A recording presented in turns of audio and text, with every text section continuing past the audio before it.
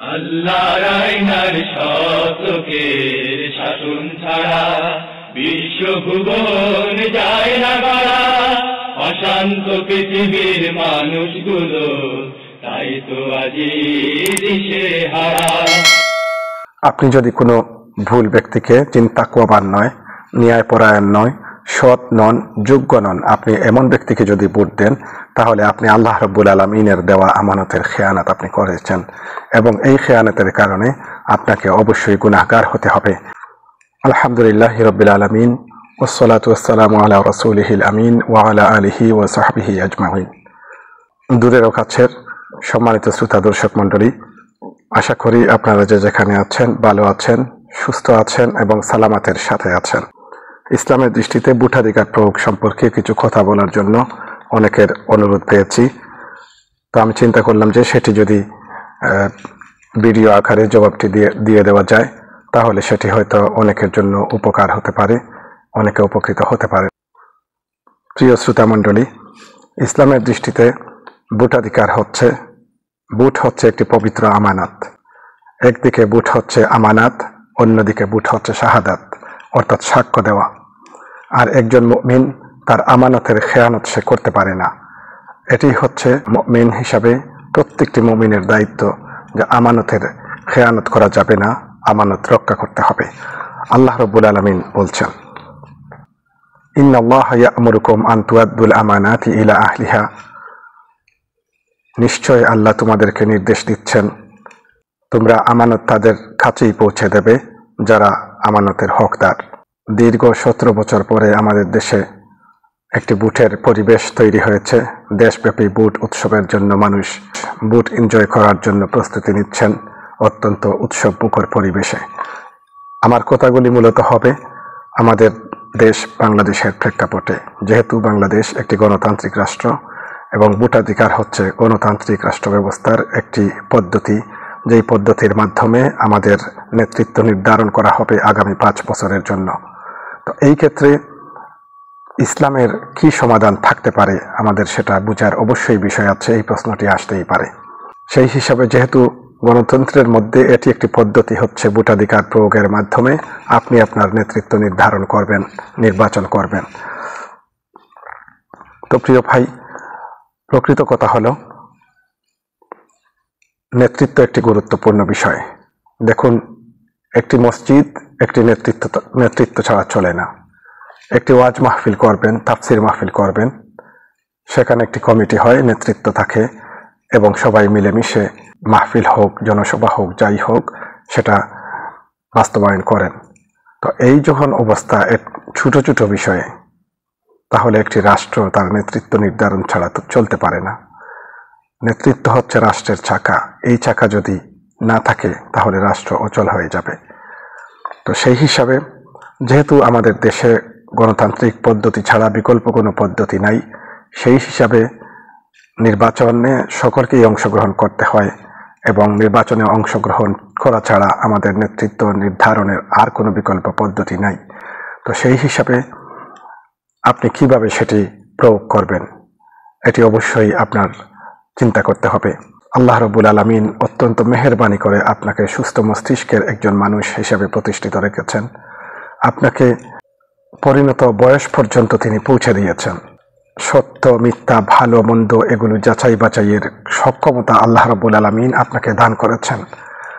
এখন মহান আল্লাহর এই যে দান, সেটিকে আপনি অপব্যবহার করতে পারেন না। এই সকল যোগ্যতাগুলি আপনার আছে, সুস্থ মস্তিষ্ক আছে, আপনার চিন্তার প্রসারতা আছে, চিন্তা করার যোগ্যতা আছে, ভালো মন্দ যাচাই করার যোগ্যতা আছে। এজন্যই আপনি একটি ভোটের মালিক হয়েছেন। সুতরাং আপনি কাকে ভোট দেবেন, কাকে দেবেন না, সেটা স্থির করার আগে আপনাকে আল্লাহ রাব্বুল আলামিনের নীতিমালাগুলি ফলো করতে হবে। আল্লাহ রাব্বুল আলামিন বলছেন যে আমানত তার কাছে পৌঁছে দাও যে আমানতের হকদার। আমানতের হকদার বা আমানতের প্রাপ্য কারা? আমি ভোট প্রয়োগ করব। এই ভোটটি প্রয়োগের মাধ্যমে আমি কি বলতে চাচ্ছি? আমি বলতে চাচ্ছি, আমি রায় দিচ্ছি বা সাক্ষ্য দিচ্ছি এই কথা বলে যে এই ব্যক্তি এই দায়িত্বের যোগ্য। এবার আসুন, যোগ্য কারা? যোগ্য তিনি হবেন প্রথম যোগ্যতার মানদণ্ড হবে তাকওয়াবান হতে হবে। আপনাকে চিন্তা করতে হবে যাকে আপনি ইলেক্টেড করবেন, যাকে আপনি নির্বাচিত করবেন, তিনি ক্ষুধাভীরু কিনা। ক্ষুধাভীরুতা যার কাছে থাকবে তিনি ন্যায়পরায়ণ হবেন। সুতরাং আপনাকে ন্যায়পরায়ণতা তার কাছে কতটুকু থাকতে পারে সেটি আপনাকে অবশ্যই বিবেচনা করতে হবে।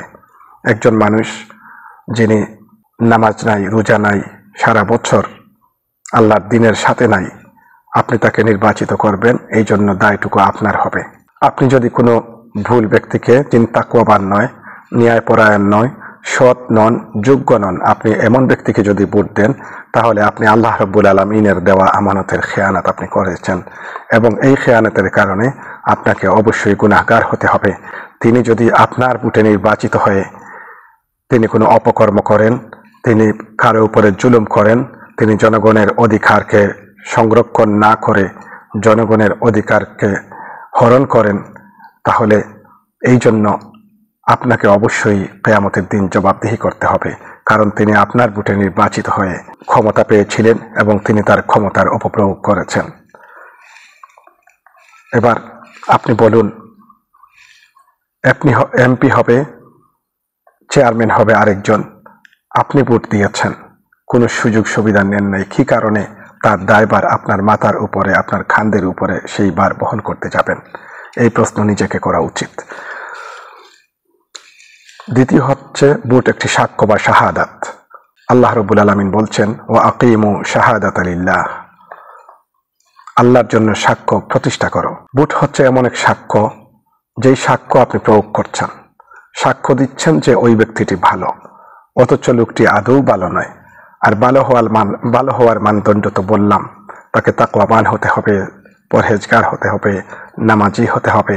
এরকম ব্যক্তি নন, তাকে আপনি নির্বাচিত যদি করেন, তাহলে তিনি অবশ্যই আপনার সাক্ষীটা ভুল হবে। একটি আদালতে মিথ্যা সাক্ষী দেওয়া যেমন কবিরা গুনাহ, তাকওয়াবান নন, আল্লাহ ওয়ালা নন, হালাল হারামের ব্যাপারে সতর্ক নন, এমন ব্যক্তিকে যদি আপনি ভালো বলে সাক্ষ্য দেন, তাহলে মিথ্যা সাক্ষ্য দিলে যেই গুনাহ হতো, শুধু ভোট দেওয়ার কারণে আপনার সেই গুনাহ হবে। সুতরাং আপনার সতর্কতা অবশ্যই অবলম্বন করা উচিত। আল্লাহ নবী সাল্লাল্লাহু আলাইহি ওয়াসাল্লাম বলছেন, যখন আমানত বিনষ্ট করা হবে তখন তোমরা কিয়ামতের আশঙ্কা করো। সাহাবী জিজ্ঞেস করেন, ইয়া রাসূলুল্লাহ, আমানত নষ্ট বলতে কি?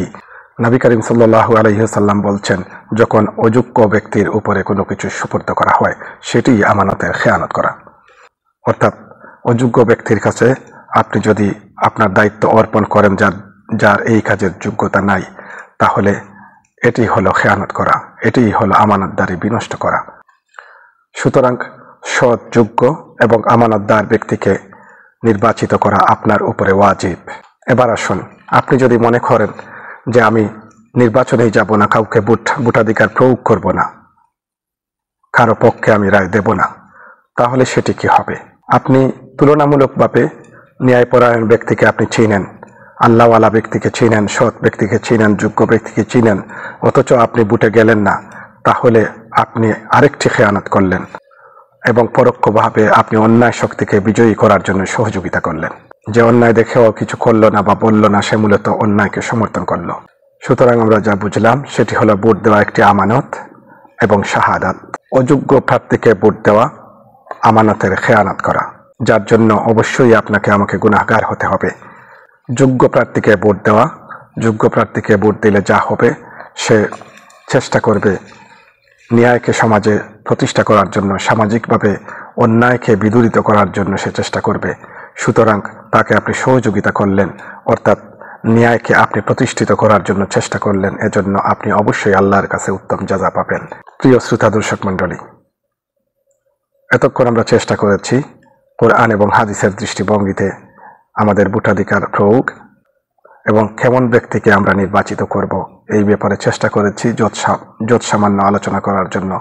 আল্লাহ রাব্বুল আলামিন আপনাকে আমাকে সময় মতো যথাসময়ে এই বিষয়গুলো মাথায় রাখার তৌফিক দিন, যেন আমরা আমাদের ভোট দিয়ে কোনো অন্যায় শক্তিকে বিজয়ী না করি, আমরা যেন আমাদের ভোট দিয়ে ন্যায়কে প্রতিষ্ঠিত করি এবং সৎ লোককে, যোগ্য লোককে সামাজিকভাবে নেতৃত্বের দায়িত্ব দেই, যাতে করে এই সমাজটি সততার আলোয় উদ্ভাসিত হয়ে ওঠে। আসুন আমরা সবাই মিলে ভোটাধিকার প্রয়োগ করি এবং সৎ ও যোগ্য ব্যক্তিকে নির্বাচিত করি। আল্লাহ রাব্বুল আলামিন আপনাদের সবাইকে তৌফিক দিন। আমিন। ওয়া আখিরু দাওয়ানা আনিল হামদুলিল্লাহি রাব্বিল আলামিন। আসসালামু আলাইকুম ওয়া রাহমাতুল্লাহি তাআলা ওয়া বারাকাতুহু।